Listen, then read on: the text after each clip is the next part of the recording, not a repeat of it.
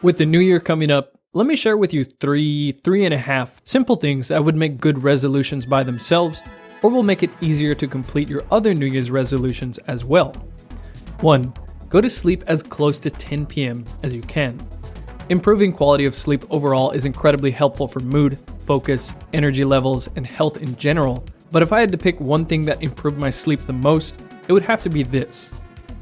Have you ever slept a perfectly reasonable amount, like 7 to 9 hours, and woke up feeling groggy and tired? This is thanks to circadian rhythms. Your body runs on a biological clock that dictates many physiological processes. We have a daily dose of cortisol in the morning to wake us up, and a rise in melatonin at night to put us to sleep. If you can act in sync with this rhythm, falling asleep and getting higher quality sleep is much easier. What our body would prefer for us to do is to fall asleep just a few hours after the sun goes down. This differs depending on where in the world you are, but for most people, it's around 10 p.m. The powerful anti-carcinogen and antioxidant melatonin, as well as the restorative youth hormone, human growth hormone, are secreted in their strongest doses between 10 p.m. and 2 a.m. As neurologist Kulrit Chaudhry says, if your body is chronically deprived of the regenerative sleep between 10 p.m. and 2 a.m., then you may still feel fatigued when you wake up in the morning. I've found that going to sleep around 10 p.m. is always better. For example, if I get 6 hours of sleep from 10 p.m. to 4 a.m., I will feel much better than if I got 8 hours of sleep from 1 a.m. to 9 a.m. 2. Limit your usage of novelty at a click websites. Internet addiction is a real phenomenon, and more studies on this topic are coming out. But you don't have to technically be addicted to see detriments. Dopamine is the neurotransmitter responsible for making you want to do things, and the reason drugs can be so addictive. Drugs cause a huge surge in dopamine, and when someone becomes overexposed to dopamine, the dopamine receptors downregulate, meaning more and more dopamine is necessary to get the same amount of motivation. Essentially, the receptors become desensitized. And it doesn't have to be surges of dopamine to get you addicted, it can be frequent exposure. For example, the rate of addiction to cigarettes is surprisingly higher than heroin. The difference between the two is you can take a puff of a cigarette and get a dopamine rise dozens of times a day, but you'd be passed out or dead before you could get anywhere near that frequency with heroin. The thing with the internet is that websites like Reddit, Imgur, Facebook, and Twitter act like that puff of a cigarette. Swipe for a new picture and you get a bit of dopamine.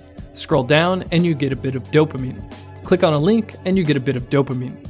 But you can repeat this hundreds of times throughout the day.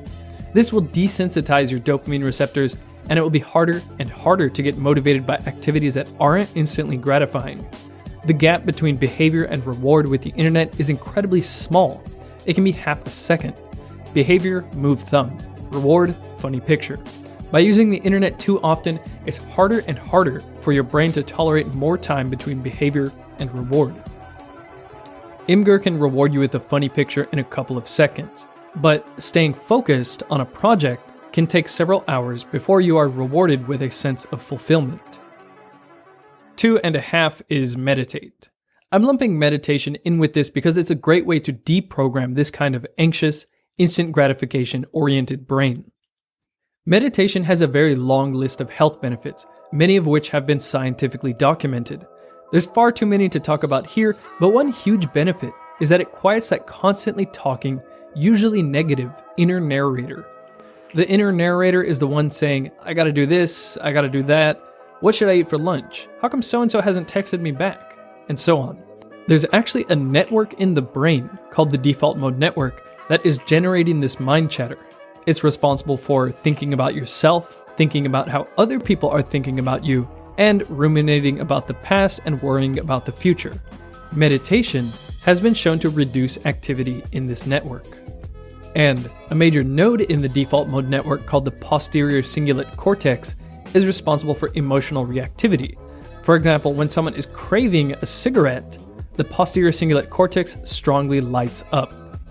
By reducing activity in the default mode network and the posterior cingulate cortex, meditation can help diffuse that anxious, impatient, unfocused, and instant gratification-oriented mind that the internet helped create. 3. Do some exercise every day. I used to look at exercise as mainly just a way to build muscle or lose fat.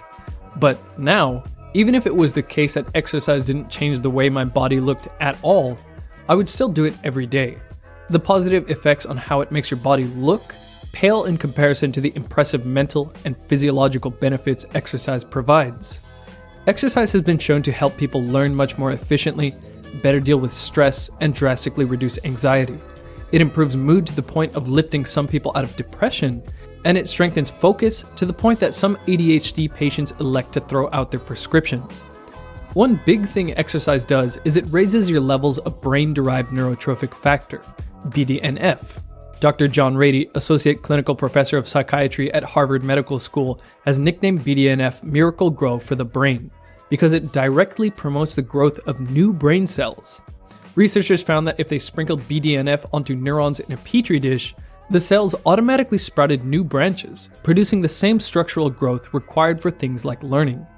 A 2007 study found that subjects who did high-intensity exercise beforehand could learn vocabulary words 20% faster than those who remained sedentary. Exercise will also give you more motivation in general. Earlier, I explained how excessive use of the internet hampers motivation because it desensitizes your dopamine receptors, making it harder to be motivated by regular activities that don't provide large or frequent releases of dopamine.